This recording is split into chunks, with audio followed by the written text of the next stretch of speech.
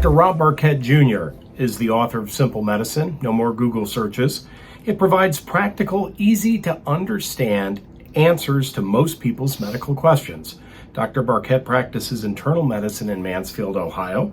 And in today's podcast, fitting because it's the last one of the year, we're discussing depression. And we know that the holidays are upon us. Many people get what we used to call the blues. Very simple. What is the difference between being down with the blues, having seasonal issues, or having what is called clinical depression? Oh, well, that's a very deep question. Well, you have the rest of the day to talk about. Yeah, the rest of the day. There you go. You've already discussed, well, first of all, is the time frame for the diagnosis. Is this something that's been really going on for the last 2 weeks? Or has this been something that's been brewing since November or several months ago? I have a boatload of patients that, especially up north, where they have seasonal affective disorder. You're sad, seasonal affective disorder, and you get the time changes, the dreary days, the shorter days, and you have the usual, which will go over depression-like symptoms, and I put them on it in November, take them off in April. Then you have to know about what the patient's history is. Have they been depressed in the past? Have they been on medicine in the past? Before you make the snap judgment, it's just everybody has stress around the holidays. Yeah. If you don't say you have stress, anxiety, depression, you're just lying to yourself, because it's going to happen. And it may make the underlying symptoms worse. And for the true definition of depression these days, I ask 2 questions. And it's usually over the past 2 weeks. Do you feel depressed? Do you feel lonely? And then the second one is, are you finding enjoyment in your regular activities of daily living? And if the answer is yes, I feel lonely, and no, I don't feel enjoyment, chances are something's going on. Absolutely. And there's a whole laundry list of other questions you can go to, but they found out that will lead you in the right direction. Unfortunately, the majority of cases I see of depression, it's the associated symptoms that people will tell you. They're not anxious, they're not depressed, they're feeling fine. Well, what is the difference between depression and anxiety? I mean, to me, I've always thought from a layman's perspective, depression meant down and anxious meant, nervous. There is obviously a difference between anxiety and depression. You can have, but I mix them. I swear I really do. I rarely see a pure anxious person who's nervous, they're tired, they have panic attacks, but mentally they feel fine. They're not depressed. Or I have the clinically depressed patient that doesn't have some type of anxiety. So for me, to make it simple, since the treatment's the same, a lot of the symptoms the same, I intermix. Is that right? Is that wrong? I don't know, but I go with that. Obviously, if I make a diagnosis, try to say, is it general anxiety with panic or is it major depression? But both these symptoms, when I found it, well, it's a lot better in this day and age. Now, 30 years ago, depression, anxiety, you were mentally weak, you should be ashamed of this diagnosis. You're tougher than that, especially men more than women. Women have always been a little better with their emotions in speaking the truth. But still to this day, most of the times when I find depression, is they're going to be tired. They're sleeping more, they're sleeping less, they've lost weight, they've gained weight, their heart's racing, they get anxious and they sweat and for no good reason, or just sitting there at rest. And I've already done most of their blood work to rule everything out, and then I'm just straightforward. Then I'm just, hey, I think it's your nerves. And are these questions, is it anxiety, panic? Doesn't matter to me. Full depression. Right. And usually 9 times out of 10, these patients would, by the time we've treated them, they'll say, gosh, I wish I told you this 2 or 3 years ago. I've lost 3 years of my life. Wow. So you have often said that the first line of defense in treating depression and anxiety is something called an SSRI. What is that? And that, now this is for medications. Yes, now, for medications. Yeah, I mean, we're not talking about the behavioral. Okay, yet. okay. Right. So for medications, this was a game changer 30 years ago. First of all, the older antidepressants weren't really that beneficial. The Elavils and the Pamelors, and they had a lot of anticholinergic side effects: dry eyes, dry mouth, constipation. Fatigue. People didn't like that, and they weren't that good. And this SSRI basically means they're going to increase the serotonin level in your brain. And there's a major breakthrough in pharmacology. Prozac was the very first one. And then people got scared because a lot of Prozac people were committing suicide, but we had millions of, everyone was jumping, and everyone, depressed people, unfortunately, are going to have suicide. But throughout there's Prozac, Zoloft, Lexapro, Celexa, you name it, and they're now been out so long they're generics, and they have names I can't pronounce. Right. But they purely increase the serotonin level. They can get in your system in 4 to 6 weeks, couple doses. Majority of the time they're very good. And just with those, though, you do worry about weight gain and sexual side effects of either not achieving orgasm or delayed orgasm are probably the two biggest with the SSRIs, which is the serotonin, increasing serotonin level in your brain.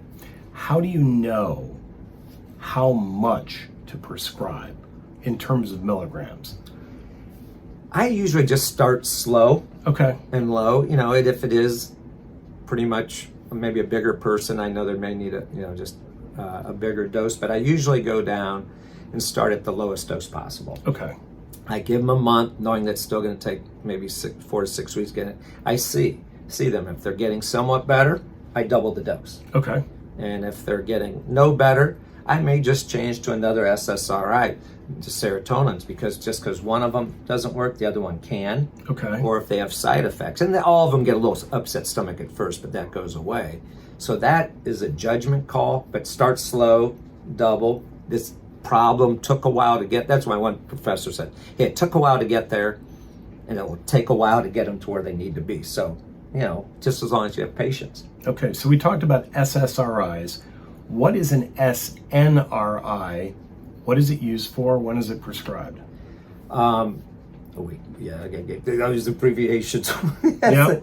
So that would be with both serotonin level and now the norepinephrine level. Okay. And the first one, I think, was venlafaxine or Effexor, and that was game changing.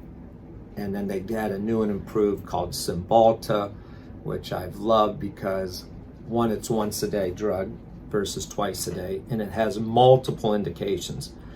So because it has that norepinephrine component with the serotonin, elevation in the brain, fibromyalgia, which a lot of people have, chronic pain disorders, chronic low back pain, and it's awesome for all of them. So I really like that added boost. It's more energetic too. It's more activating. I'd like to use that more on the down and depressed versus some who are up or anxious and depressed, like the Zolofts of the world. Okay, so we're going to give you 4 more letters and see how you do with this one. NDRI. I'm horrible with these, but this is a very common group where it's not the serotonin, but it is the norepinephrine level plus dopamine. And dopamine is that pleasure center in the brain. Okay. And that's why people like their chocolates or their cigarettes or drugs or whatever, because that's that, man, you got to have it. And what I like about this, guys, it's called Wellbutrin, and Wellbutrin is now, it's now bupropion because it's also generic, and it's been well tolerated. It does not cause weight gain, and it should not have the sexual side effects. And because of its dopamine and it's giving you that pleasure, it was rebranded as Zyban, the anti-smoking pill, and it's in several weight loss drugs combined. So is that used by itself, or is that used in combination with other drugs, or both? You can use this safely with the SSRIs, the Zolofts, the Paxils, Celexas, and like that. So that way, and it's each physician's preference to start where they want to, but after you've gotten to a dose that you think they could be better on, it's beautiful to have the serotonin level on the one combined with the norepinephrine and the dopamine. You cannot use Wellbutrin though with the Cymbalta or Effexor because they have too much serotonin there. Okay. So no, norepinephrine. Too much norepinephrine. Sorry. Too much norepinephrine. Got it. Okay. So over the years, there are always new drugs coming out, and one that you talk about in your book is called Trintellix. What is that? Trintellix, again, as I get older, my biochemistry lacks, but it's instead of just a serotonin reuptake inhibitor that we had, it binds to that generalized serotonin receptor. This is a very specific serotonin receptor that attaches tightly to other receptors in the body that, honestly, I forget how it really works, but it's very selective. And for some reason, we can only give this medicine after they've failed 2 other medicines. And it doesn't have weight gain, no sexual side effects of the SSRIs.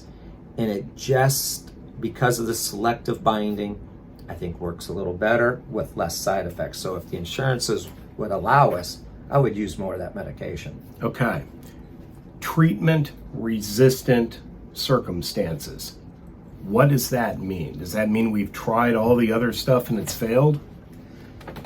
No, we have to remember we're still just in the medication world because what is a global problem is mental health care. Mm-hmm. And I don't think if you're in a small city or a large city, we're not filling the spots for psychiatrists, psychologists, and behavioral therapy. So unfortunately, the primary care physician, like myself, is in charge of all these depressions.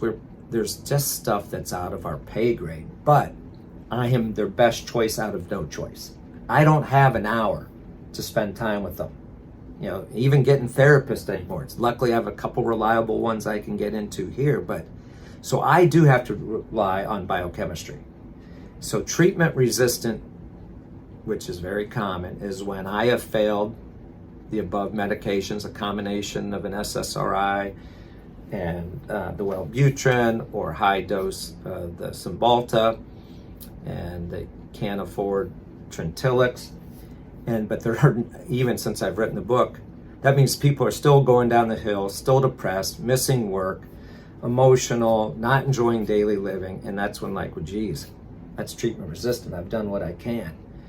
But they came up with it even since Trintellix. It's called Auvelity, which is a combination of Wellbutrin and a cough syrup. How that works? That's odd. It's so odd. Yeah. But that's been for treatment resistant. Not a lot of experience yet with it. I've given it some samples out, but it does work within a couple weeks, so I'll be learning more and more. And Rexulti, which is another breakthrough medicine. It even has the indication now of agitation with Alzheimer's, but again, it costs you an arm and a leg, and the insurances aren't treating it. So it's treatment resistant is very difficult, and they do need a specialist. And unfortunately, primary care is just not trained enough. And that specialist would be a psychiatrist, correct? Yes, psychiatrist, psychologist, anyone that has been versed to give him the skills to cope with their anxiety or depression.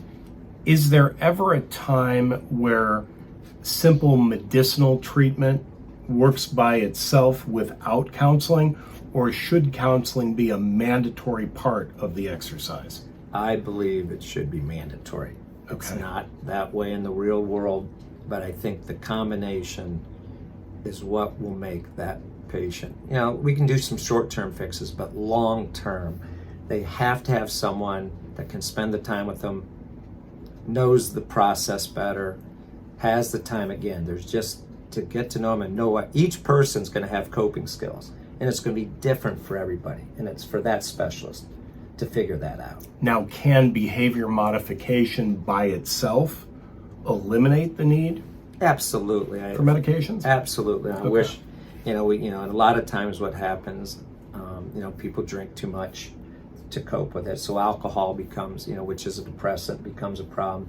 They start doing drugs to deal with them. Even, not that marijuana may help, but it also may hurt. Right. So, last question. Any tips for surviving the holidays?